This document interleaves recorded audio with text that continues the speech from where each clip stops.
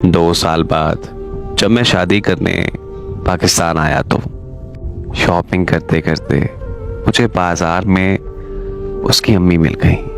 तो उन्होंने मुझे बताया कि मेरी बेटी तुमसे बेइंतहा मोहब्बत करती है।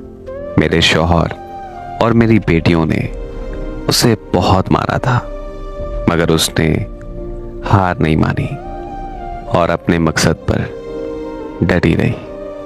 जब भी देखो बस हर वक्त तुम्हारा नाम लेती रहती थी। वो मुझे अक्सर कहती होती थी कि जब तुम आओगे तो तुम सब कुछ ठीक कर दोगे, और देखो तुम सच में आ गए। मगर उस दिन वो अपने बाप के सामने हार गई, क्योंकि वो अपने बाप को खुदकुशी करते हुए नहीं देख सकती थी। शादी तो उसने कर ली, मगर उसको कभी सुकून नहीं मिला। वो अब एक जिंदा लाश बनकर रह गई है। उसने हमारे घर में से सबसे ताल्लुक खत्म कर दिया।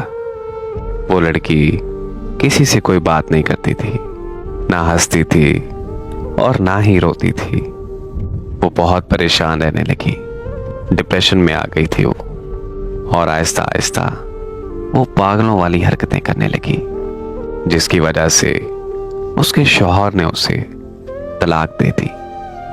हमने उसका बहुत इलाज करवाया, मगर उसकी हालत दिन ब दिन खराब होती गई, यहाँ तक कि हमें उसे बांध कर रखना पड़ता था। सब उससे डरने लग गए थे, सब उसे पागल कहते थे। और एक दिन यूं हुआ कि वो घर से भाग गई। हमने उसे बहुत ज़्यादा ढूंढा, लेकिन वो कहीं नहीं मिली।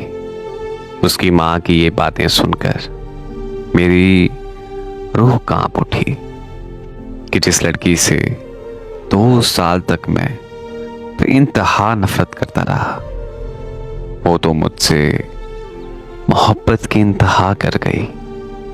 जिस लड़की को मैं 2 साल तक बेवफा समझता रहा, वो लड़की तो वफा की सारी हदें पार कर गई।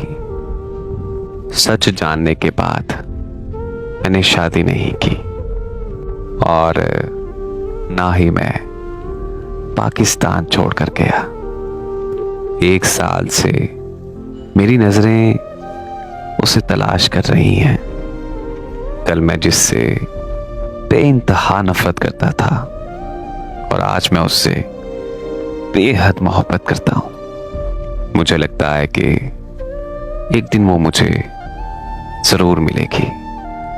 मेरी कहानी के इख्तिताम से जरा पहले, ऐ मुसन्निफ, एक बार सही उसे मेरा लिखना।